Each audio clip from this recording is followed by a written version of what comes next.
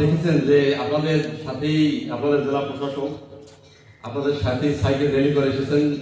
এর মানে একটা বার্তা আমি এই জেলাবাসীকে দিতে চাই যে আপনাদের যে জেলা প্রশাসক যিনি এসেছেন তিনি কিন্তু এরকম সাইকেল র্যালি কেন এর চেয়েও আরো বেশি কিছু করতে পারেন। মানে সেই বয়স সেই তারুণ্যতার আছে।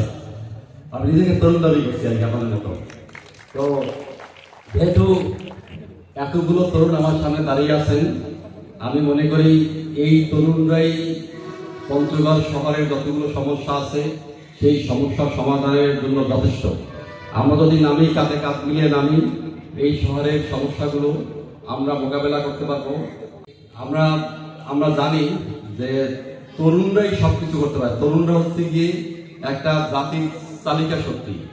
এই তরুণরা যত স্বেচ্ছাসেবী বা স্বেচ্ছাসেবকমূলক কাজে তারা অংশগ্রহণ করবে, এই সমাজের এই পঞ্চগড়ের সবচেয়ে বেশি যে সমস্যাটা সেটা হচ্ছে মাদক সমস্যা। সেই মাদক সমস্যাটা দূর হবে। সুতরাং আমরা যেটা করব, আমরা আরেকজনকে সাথে নিয়ে আসবো।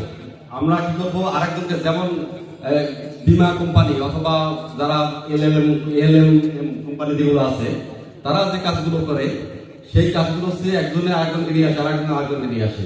সুতরাং আমরা এখানে আছি যে কয়জন, আগামী বছরে আমরা দ্বিগুণ হব, তার বছরে আরো দ্বিগুণ হব।